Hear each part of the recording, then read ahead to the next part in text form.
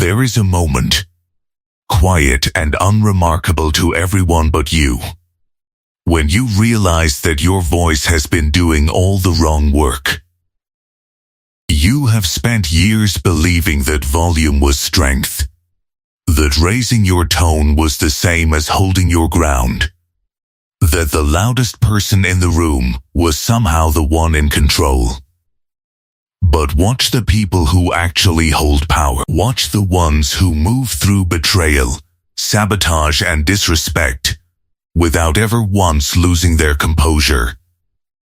They do not shout. They do not explain. They do not perform their anger for an audience that was never going to understand it anyway. They simply go quiet. And that silence is not weakness. That silence is a weapon, sharpened over years of learning the most dangerous truth of all, that the moment you raise your voice, you have already lost. Think about the last time you were truly wronged. Someone lied to you, undermined you, took something that was yours without asking. What did your body want to do? It wanted to react.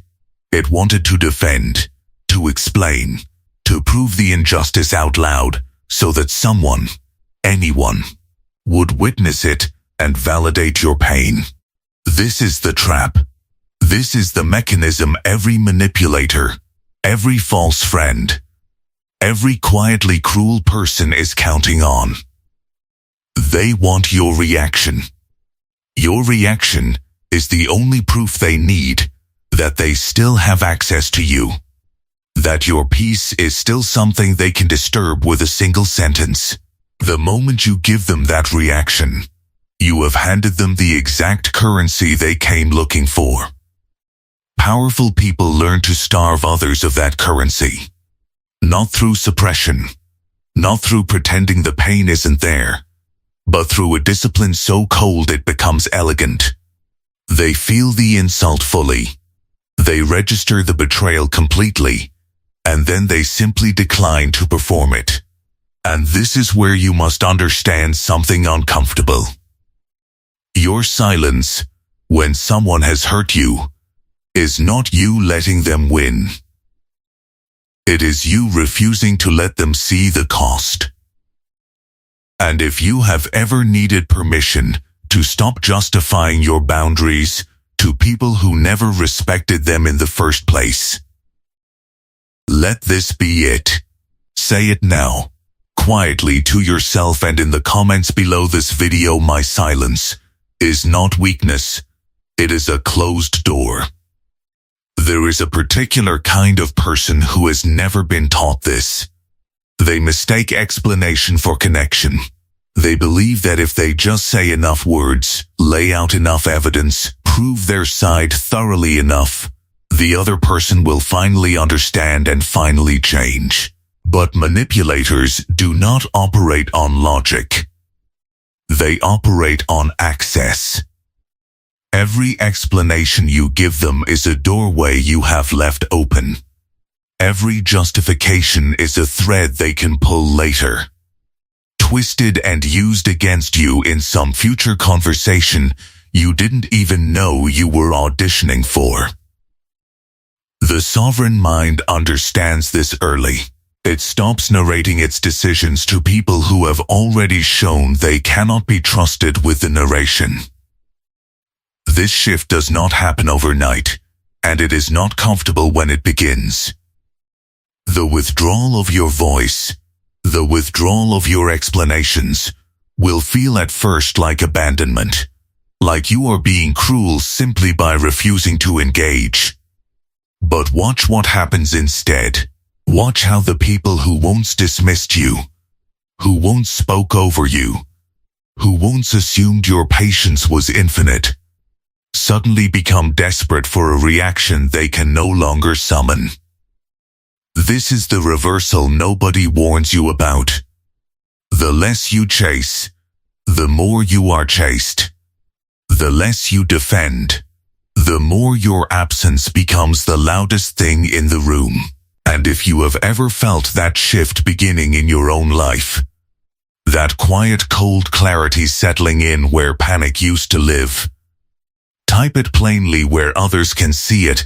I no longer explain myself to people who never deserve the explanation.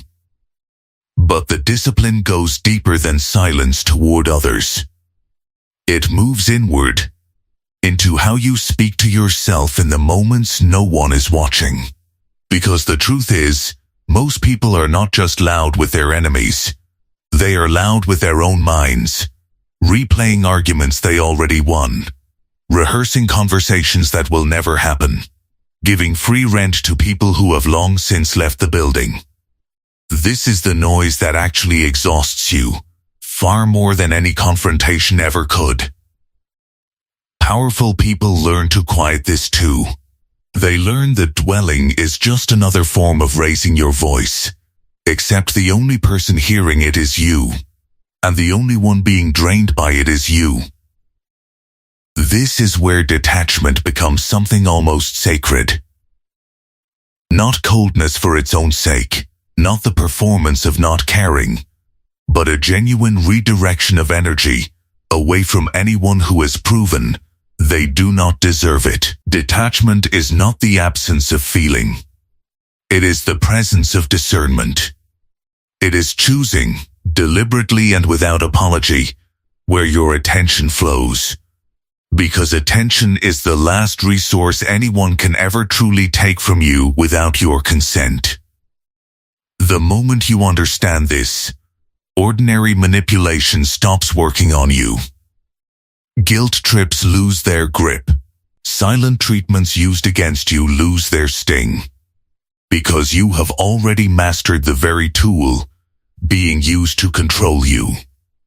And if this truth is landing somewhere real inside you right now, say it plainly: my attention is not free, and I decide who earns it.